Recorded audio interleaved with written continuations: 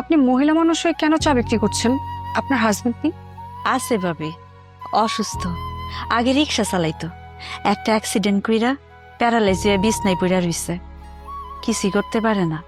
তাহলে তো আপনার অনেক কষ্ট। আপনি মোটেও সুখী না। আমি সুখে না, এটা আপনারে কে কইছে? আমার মতো সুখে এই দুনিয়ায় আপনি আর কাউরে পাইবেন না। সৎভাবে কামাই করি, হালাল ভাবে উপার্জন করি ভাবি, বেশ্যাগিরি করি না, চুরি বাটপারিও করি না, পর বেডাগুলোকে ঢলাঢলিও করি না। নিজে কষ্ট করে কামাই করি, সেই টাকা দিয়া জামার চিকিৎসা করি। আবার বুড়া শাশুড়িরও পালতেছি। আমার 2টা পোলা মাইয়া আছে, এগুলার স্কুলে পড়ালেখা করাইতেছি ভাবি। এক জীবনে আর কি লাগে কন? এর থেকে সুখের জীবন আর কারো হয়? সারাদিন দোয়ানে খাটাখাটনি করানোর পরে যখন ঘরে যাই ভাবি, ওনার চেহারাটা দেখার পরে আমার সব কষ্ট দূরে যায়। প্যারালাইজড হাজবেন্ডের মুখ দেখে আপনার সব কষ্ট দুঃখ দূর হয়ে যায়? যাইব না কেন? উনি তো আমার সুখ, আমার শান্তি। উনি যখন ভালো আছিল, আমার সুখে রাখনের লেগে দিন রাত কত কষ্ট করছে। রিক্সা চালাইয়া 2 বেলা খাওয়াইলো, ভালোবাসার কোনো কমতি আছিল না, সুখেরও কমতি আছিল না। স্বামী প্যারালাইজ হয়েছে বইলা আমি তারে দেখে অসুখে থাকবো, সেটা তো হইতে পারে না। আরো কি জানেন ভাবি, পোলা মাইয়া 2টা যখন স্কুল থেকে ফিরিয়া মা কইয়া জড়াই ধরে, আমার সব কষ্ট দূর হইয়া যায়। তখন মনে হয় আমি এই শহরের রানী, এই ঢাকার শহরের রানী ফুলি। আমার মতো সুখে এই শহরে আর কেউ নেই। আমার ঘরে টাকা পয়সার অভাব থাকতে পারে, কিন্তু সুখের কোনো অভাব নাই ভাবি।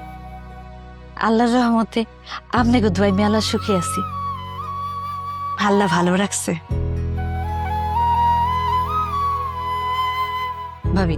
আপনি 2 মিনিট বইয়েন, আমি এখন চুলাটা জ্বালাই আপনার মজা করে চা বানাই দিতেছি, খাইয়ে ভাল লাগবে। আপা এখনো চা হয় নাই? আমি বাসা যাব। চা খাবে না? না, আমি চা খাবো না। বাসা যাব। আরে কি কি ভাই, আমি কি ভুল কিছু কইছি? না আমার কি কোনো অন্যায় হইছে? না, তুমি তো কখনোই ভুল কোনো কথা বলো না। তোমার ভুল হওয়ারও কথা না। সব তো আমার আসলে কপালেরই। আচ্ছা, আমি আসি, আরেকদিন এসে চা খেয়ে যাবো। এই নিশা,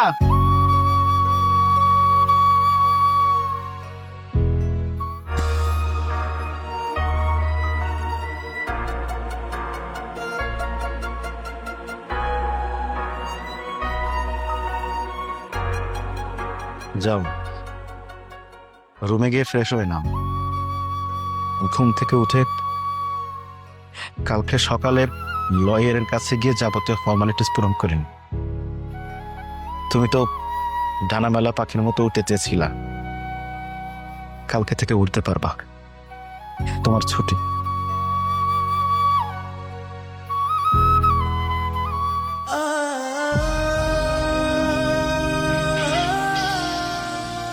প্লিজ আমাকে ক্ষমা করে দাও। প্লিজ ক্ষমা করে দাও। সরি কেন বলতেছ? সরি কিসের জন্য? আর কিসের জন্যই বা তুমি আমার কাছে ক্ষমা চাচ্ছ? জানো, আমি না অনেক মানুষ দেখেছি, কিন্তু আমি এইভাবে আগে কখনো মানুষ দেখিনি। মানুষের জীবনে এত কষ্টে থাকার পরেও তারা এত সুখে কিভাবে থাকতে পারে, এটা কখনোই আগে আমার চোখে পড়েনি। শুধু তুমি না, আমাদের আশেপাশের অনেক মানুষ এইভাবে কখনো দেখে নাই, অনেকের চোখে পড়ে না। আমরা যদি আমাদের আশেপাশের মানুষগুলোর দিকে একবার ভালো করে তাকাই, তাহলে আমরা বুঝতে পারবো যে আমরা কত ভালো আছি, কত সুখে আছি। আচ্ছা নিশা, তুমি যখন প্রত্যেকদিন বাসা থেকে বের হও কোথাও যাওয়ার জন্য, যাওয়ার পথে কি একটি বারের জন্য রাস্তার আশেপাশে তাকিয়ে দেখছো যে একজন অন্ধ মানুষ, সে একটা লাঠিতে ভর করে হাঁটছে, একজন পঙ্গু চলতে পারে না, রাস্তায় গড়ায় গড়ায় মানুষের কাছে হাত পেতে ভিক্ষা করে তার দিন যাপন করছে, একজন বোবা মানুষ কথা বলতে পারে না, তার তো দিন যাচ্ছে, সে মানুষটার ভিতরে হ্যাপিনেস আছে, সুখে আছে। আল্লাহর কাছে অশেষ শুকরিয়া আদায় করো যে তুমি তাদের মতো না। আর একটা কথা কি জানো না, রাস্তার পাশে মাত্র 500 টাকা 1000 টাকা নিয়ে হকাররা বাদাম বিক্রি করে, ঝালমুড়ি বিক্রি করে, সেইটা দিয়েও তাদের সংসার চলে। তার ভিতরে তারা সুখ খুঁজে নেয়। আর রোদের ভিতরে সারা দিন বসে তরকারি এলা 1000, 2000 বা 5000 বা 10,000 টাকার পুঁজি নিয়ে ব্যবসা করতেছে। সারা দিন পরিশ্রম করে রোদে পুড়ে সন্ধ্যার পরে বাজারে নিয়ে ঘরে যায়, যখন স্ত্রী সন্তানের দিকে তাকায় না, তাদের সুখ পায়, সেখানে তারা সুখী হয়। শোনো নিশা, সুখে থাকতে হলে নিজের ইচ্ছে শক্তির প্রয়োজন। ওই মানুষের 10 ভরি গহনা আছে, আমার নাই। ওই মানুষের গাড়ি আছে, বাড়ি আছে, ফ্ল্যাট আছে, অ্যাপার্টমেন্ট আছে, আমার নাই। এইভাবে না কখনো সুখ পাওয়া যায় না, সুখ খুঁজে নিতে হয়। একজন গার্মেন্টস কর্মী সারাদিন 10-12 ঘন্টা গার্মেন্টসে পরিশ্রম করে বাড়িতে এসে রান্না বান্না করে তার স্বামীকে সন্তানকে খাওয়ায়, তার ভিতরে তারা সুখ খুঁজে নেয়। তুমি এত কিছু থাকতে, এত কিছু পাওয়ার পরে তোমার কাছে সুখ মনে হয় নাই, মনে হয় নাই তুমি সুখী, তাহলে তোমার আশেপাশের এই মানুষগুলো কি, তারা কিভাবে এর ভিতরে সুখ খুঁজে পায়? নিশা, সুখে থাকতে হয়, সুখে থাকার চেষ্টা করতে হয়, সেটা তুমি করো নাই। আসলে ঈশিতা ভাবি, ঈশিতা ভাবের উচ্ছৃঙ্খল লাইফ স্টাইল দেখে তুমি কি মনে করছিলা যে ওইটাই আসল লাইফ, ওইটাই হ্যাপিনেস? নো নিশা, নো, ওইটা হ্যাপিনেস না, ওইটা হচ্ছে বেহায়াপানা, নিজেকে নিজে গলা টিপে হত্যা করা। আমি তোমাকে ভালোবাসি, হ্যাঁ, আমি তোমাকে প্রচন্ড ভালোবাসি, আর তোমাকে সুখে রাখার জন্য আমার সমস্ত চেষ্টা। তুমিও আমাকে ভালোবাসো। দুজন দুজনকে ভালোবাসা বা দুজন দুজনের পাশে থাকা, এটাই আসল সুখ।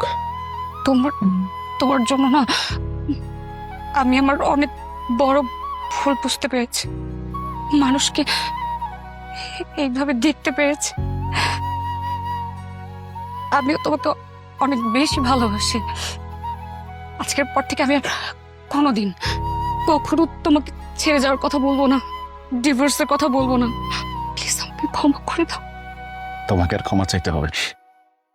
আমি জানি তো, আমি জানি আমার লক্ষ্মী বউটাকে আমি যেমন ভালোবাসি, সেও আমাকে ততটা ভালোবাসে। শুধুমাত্র ওই মোহের কারণে আমার এই লক্ষ্মী বউটার মাথার ভিতরে একটা ভূত বসছিল। আমি যে এই যে আশেপাশের লোকগুলোকে তোমাকে দেখালাম, আমি শুধু তোমাকে বোঝাতে চেয়েছিলাম সুখে থাকা কাকে বলে, তুমি আমি কতটা সুখে আছি। আমি তোমাকে কোনোদিন ডিভোর্স দিব না, বা তোমার ডিভোর্স কোনোদিন অ্যাকসেপ্ট করব না, কারণ আমি সারা জীবন আমার এই লক্ষ্মী বউটার সাথে থাকতে চাই।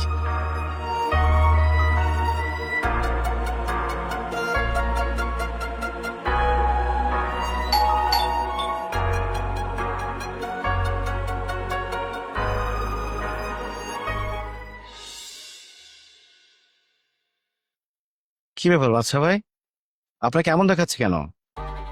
আমার সব শেষ হয়ে গেছে ভাই, আমার সব শেষ।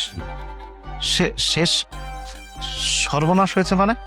কি হয়েছে বলবেন তো? আপনার ভাবি মানে ঈশিতা লেট নাইট পার্টি করতো, আপনারা তো জানতেন। কে ওর সার্কেলের কিছু ছেলে আজকে ওকে বিজনেস মিটিং এর কথা বলে নিয়ে ওরা সংঘবদ্ধভাবে ব্রুটালি রেপ করছে তাকে।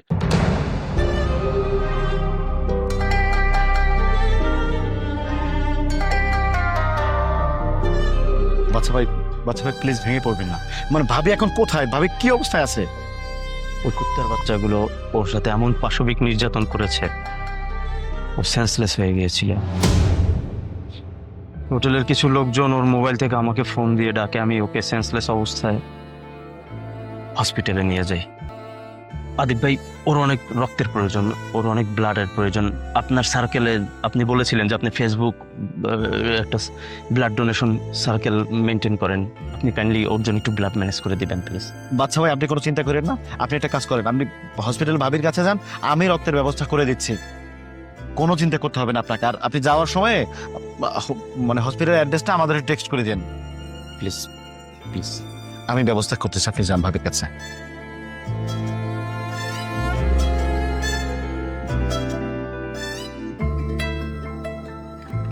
কি একটা অবস্থা কত! জানো আজ তো সীতা ভাবির সাথে আমারও যাওয়ার কথা ছিল। আমি যদি যেতাম তাহলে আমার সাথেও। কি বলতেছো তুমি এগুলো? আল্লাহ যা করে ভালোর জন্য করে। তুমি সুখের সন্ধানে না অসুখের ভিতরে হারিয়ে যেতে চাচ্ছি না। চিন্তা করো না, চলো।